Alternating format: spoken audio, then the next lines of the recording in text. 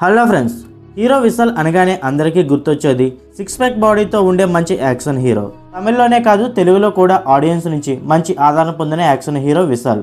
అలాంటి విశాల్ ఇప్పుడు లేచి నించోలేని పరిస్థితికి వచ్చేసాడు. అసలు విశాల్కి ఏమైంది? పావు కేజీ బరువున్న మైక్ని పట్టుకోలేని పరిస్థితికి ఎందుకు వచ్చాడు? 12 సంవత్సరాల ముందు రిలీజ్ అవ్వాల్సిన మదగజరాజా సినిమా ఇన్ని రోజులు ఎందుకు రిలీజ్ అవ్వలేదు? విశాల్ హెల్త్ అంత క్రిటికల్గా ఉన్న 12 సంవత్సరాల తర్వాత ఈ సంక్రాంతికి రిలీజ్ అవుతున్న మదగజరాజా సినిమా ప్రీ రిలీజ్ ఈవెంట్కి ఎందుకు అటెండ్ అవ్వాల్సి వచ్చింది అనే విషయాలని ఈ వీడియోలో మనం తెలుసుకుందాం. మీరు ఈ వీడియోని లైక్ చేసి మన ఛానల్ సబ్స్క్రైబ్ చేసుకోండి చాలు. మదగజరాజా ప్రీ రిలీజ్ ఈవెంట్కి వచ్చిన విశాల్ని చూసి మీడియా వాళ్ళే కాదు అక్కడ ఉన్న వాళ్ళందరూ కూడా షాక్ అయ్యారు. విశాల్ గారు స్టేజ్ మీద ఒక్క 10 నిమిషాలు కూడా నించొని మాట్లాడలేని పరిస్థితికి వచ్చేసారు. పావు కేజీ బరువున్న మైక్ని పట్టుకోవడానికి కూడా విశాల్ గారికి ఓపిక లేదు. ఒక మూమెంట్లో విశాల్ గారు నించోడానికి ఇబ్బంది పడుతుంటే మూవీ టీం వాళ్ళే విశాల్ గారిని చైర్లో కూర్చోబెట్టాల్సిన పరిస్థితికి వచ్చేసారు. విశాల్ని ఈ పరిస్థితిలో చూసిన విశాల్ అభిమానులే కాదు ప్రతి ఒక్కరు కూడా షాక్కి గురయ్యారు. విశాల్ 2010లో డైరెక్టర్ బాలాతో అవనివన్ అనే మూవీ చేస్తున్నప్పుడు ఒక సీన్లో చెట్టు మీద నుండి కింద పడిపోయారు.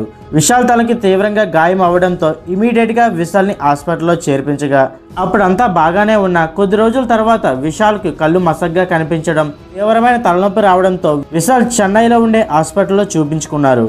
విశాల్ తలలో నర్వ్స్ డామేజ్ అయ్యాయని తెలుసుకున్న డాక్టర్లు ఇమీడియట్గా విశాల్ని ఢిల్లీ హాస్పిటల్కి పంపించారు.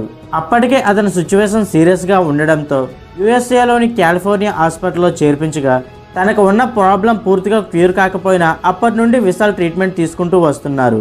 ఇంకా ఈ బ్రెయిన్ నర్వ్స్ డ్యామేజ్ అయిన వాళ్ళలో తలనొప్పి ఎక్కువగా రావడం, నడవడానికి కూడా కష్టంగా ఉండడం, కళ్ళు సరిగ్గా కనిపించకపోవడం, చెవులు వినిపించకపోవడం, రుచి మరియు వాసన కూడా తెలియకపోవడం, ఆకలి వేయకపోవడంతో సన్నగా అయిపోతూ ఉంటారు. అంతేకాకుండా మాటలు తడబడడం, చేతులు వణకడం లాంటి సిమ్టమ్స్ కూడా ఉంటాయని చెప్పొచ్చు. ఇక ఇదే విధంగా విశాల్లో కూడా ఈ సిమ్టమ్స్ ఎక్కువ అవడంతో యుఎస్ఏలో ట్రీట్మెంట్ తీసుకుంటున్నా దీనికి మాత్రం పర్మనెంట్ ట్రీట్మెంట్ లేకపోవడంతో విశాల్ ఫ్యామిలీ ఏం చేయాలో తెలియని పరిస్థితిలో పడ్డారు. ఇదిలా ఉంటే విశాల్ తన ఆరోగ్యం బాగోకపోయినా విలన్, ఇరుంతరై, పందెం కోడి2, మార్క్ యాంటోనీ, ఎనిమి, రత్నం అనే మూవీస్ చేశారు.